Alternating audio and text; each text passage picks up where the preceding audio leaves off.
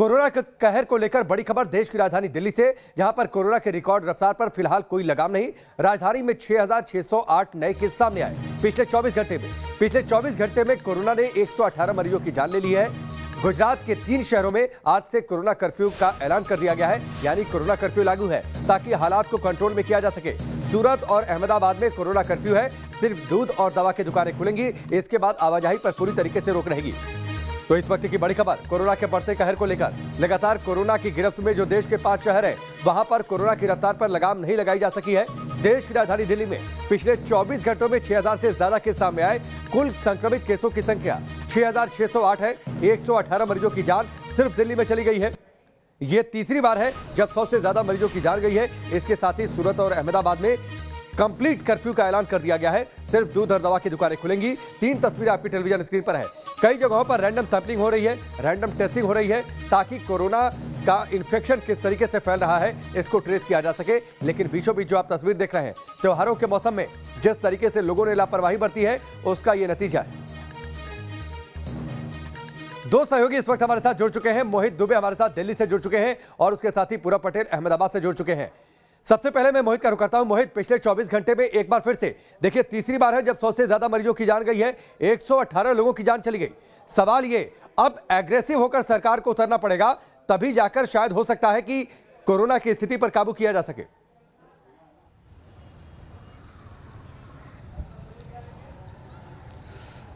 बिल्कुल राकेश, अग्रेसिव होकर ही अब कदम उठाने होंगे, क्योंकि कोरोना के नए नए आंकड़े हर दिन दहशत की नई दस्तक दे रहे हैं, जिसकी वजह से लगातार दिल्ली में आप देखिए कि मौतों का आंकड़ा बढ़ रहा है। 118 लोगों की पिछले 24 घंटों में मौत हो गई। 6,600 नए आंकड़े सामने आ गए। एक्टिव केसेस भी लगातार बढ़ रहे हैं। 5,17,000 अब तक दिल्ली में केसेस हो चुके हैं।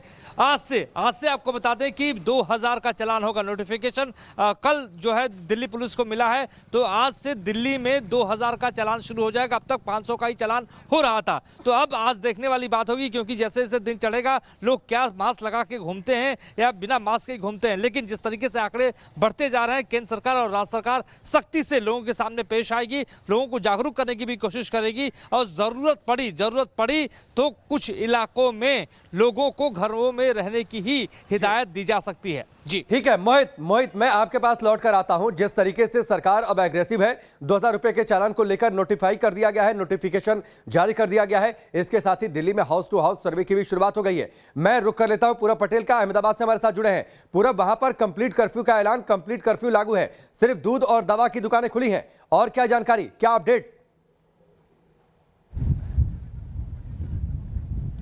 बिल्कुल राकेश, देखिए अहमदाबाद की बात की जाए तो अहमदाबाद में मामला काफ़ी बिगड़ चुका था। इसी के कारण आज से सोमवार सुबह 6 बजे तक कंप्लीट कर्फ्यू रहेगा। साथ में सरकार ने थोड़ी छूट छाट ज़रूर दी है। दूध और मेडिकल इमरजेंसी जो है वो शुरू रहेगी, लेकिन जो पान के गल्ले थे या फिर चाय की टपरियाँ थी वो सब कुछ बंद रहेगा। और अहमदाबाद के बाहर जो रूरल इलाका है वहाँ पर कोई अगर नौकरी कर रहा है और उनकी जो कंपनी अगर ओपन है तो उन्हें अपना आई कार्ड के साथ ले जाया जाएगा। साथ में विमान और ट्रेन सेवाएं भी जारी रखी है। वहाँ पर सरकार ने बसों का इंतजाम किया है लोगों को अपने अपने घर पहुँचाने के लिए। और एहतियात के तौर पर कल उप मुख्यमंत्री और राज्य के स्वास्थ्य मंत्री नितिन पटेल ने ये ऐलान किया कि अहमदाबाद के साथ साथ सूरत, वडोदरा और राजकोट जो गुजरात के मुख्य शहर है, वहाँ पर भी आज से रात 9 बजे से सुबह 6 बजे तक रात्रि कर्फ्यू की घोषणा भी कर दी थी। तो नितिन पटेल ने यह साफ किया था कि एहतियात के तौर पर के लिए आपका बहुत बहुत शुक्रिया।